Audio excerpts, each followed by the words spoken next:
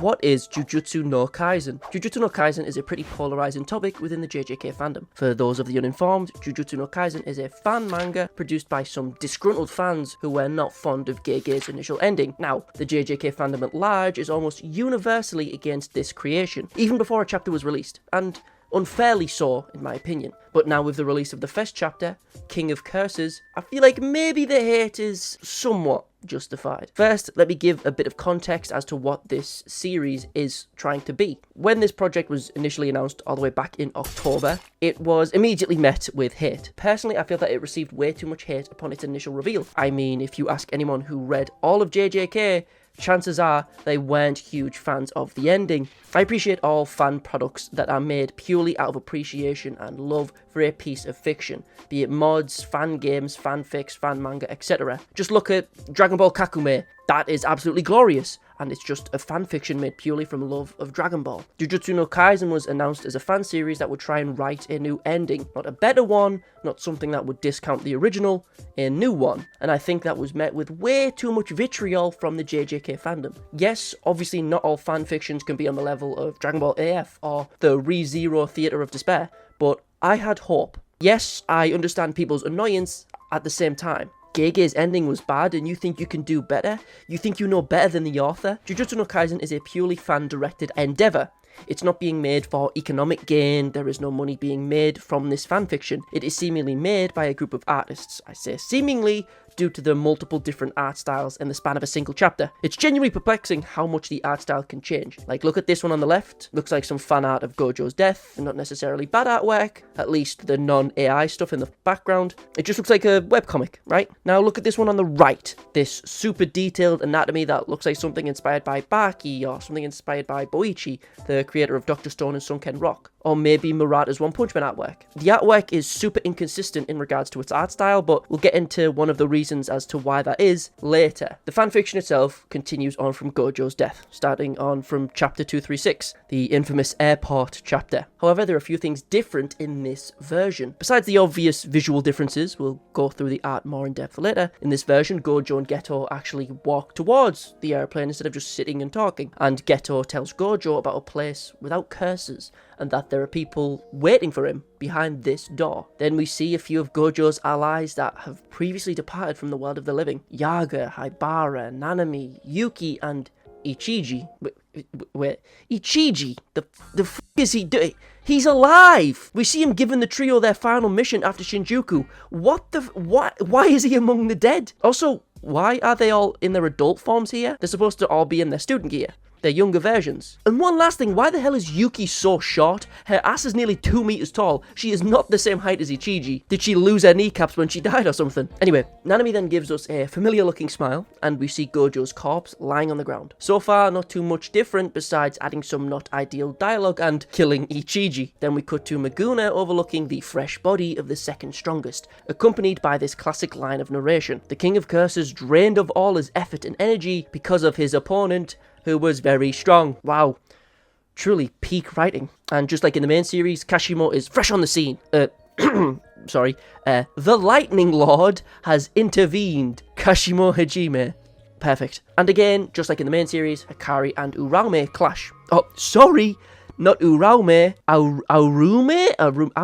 I don't know. In the process of this clash, Kamutoke descends and falls into Sukuna's hands. Kashimo and Sukuna have a brief discussion in which Kashimo calls Sukuna the strongest of all. Then the brawl ensues between the Lord of Lightning and the strongest of all, and this artwork looks good. Suspiciously good, but we'll get into that shortly. Kashimo then proceeds to use Mythical Beast Amber, which he did before, using a similar mouth gas mask thingy attack that he used in the main series. We also get a surprisingly cool piece of artwork here, showing us a close-up of MBA's face. Sukuna managed to defend himself from the attack, and again, this is displayed to us with a surprisingly neat looking piece of artwork. Sukuna survived Kashimo's attack. It was because the mouth that appeared suddenly and absorbed the blow. That doesn't make grammatical sense. But with that grammatical error, the chapter ends. Well, kind of, this is the first half of the chapter. But so far, there is not too much different from the main series, all things considered. At least in regards to the plot at this point. It's pretty cut and dry. But that being said, let's talk about the elephant in the room, so to speak. What in the actual is this artwork, and how is it so all over the place? Well, if you take a closer inspection, there are two major issues with this artwork, ignoring the fact that it seems like multiple different artists with differing art styles are on this project, and none of them aim to replicate Gege's art style, which is a huge issue to begin with. Two major issues besides them: number one, the use of AI, and number two, tracing of other artwork. Let's start with number one, okay? It's clear to see in numerous places in the artwork shown we have a good amount of AI in use. Mainly from what I can tell, it's majorly used with backgrounds, more so than anything else. That's at least where it's most obvious. I suspect it's been used in choice places all over this chapter. I'm not 100% sure. Okay, question. Is using AI generated images okay to use here? It's a complicated issue that I don't have time to discuss, as it is a pretty complicated one and an inevitable issue that I am personally weary of. However, if you make use of AI generation without disclosing as such at all, that is a 100% definite no-no. And that is one piece of critique for this fan creation that I will say is a big negative in my opinion. Now, issue number two, tracing. Tracing in any form in an attempt to present something as an original or new work is never good. Tracing has been and will always be an issue in all art communities, and it's pretty prevalent here. One of the reasons the artwork is as inconsistent as I described is partly due to the artists tracing from talented artists, including Murata's artwork from One Punch Man, as well as tracing from the JJK anime itself, and tracing from the main man Gege himself. Now this is another huge negative that people will justifiably hold against this fan series. Tracing art is bad, don't do it, but especially bad if you do so without stating so and without credit. Also, a few more minor issues that plague this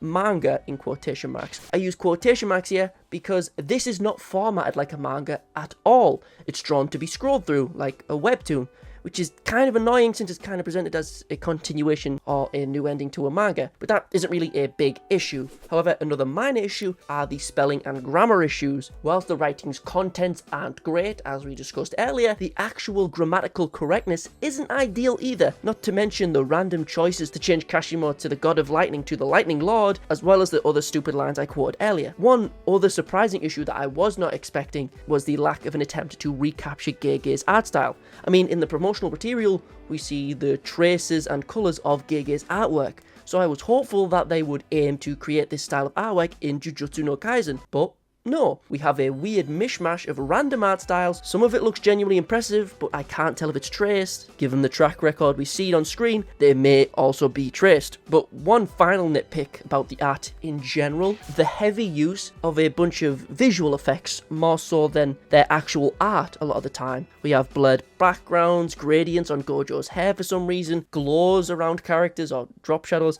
I mean, most characters have some sort of stroke or glow around them at all times. On top of that, there is a lot of strange uses of smoke PNGs and overlays throughout, instead of, just drawing the smoke. In all honesty, the creators of this fanfiction should have called up Nandri and asked him how to replicate Gege's art style, because this absolute goat has fooled countless people into believing some absolutely wild stuff due to how well he can emulate Gege's art. Overall, this fan manga, if it can even be called that, is a strange, confused mess. Whilst initially aiming to create a new and more celebrated ending than the one Gege created himself that left most fans disappointed, this single introductory chapter, or first half of it, has showed us how low expectations can still leave fans disappointed. I wasn't expecting much from this first half of the chapter, but from this small snippet of Jujutsu no Kaisen, I can undoubtedly say, with its tracing, use of AI, killing of Ichiji, and shrinking of Yuki, misuse of speech bubbles, and just not good writing, Jujutsu no Kaisen is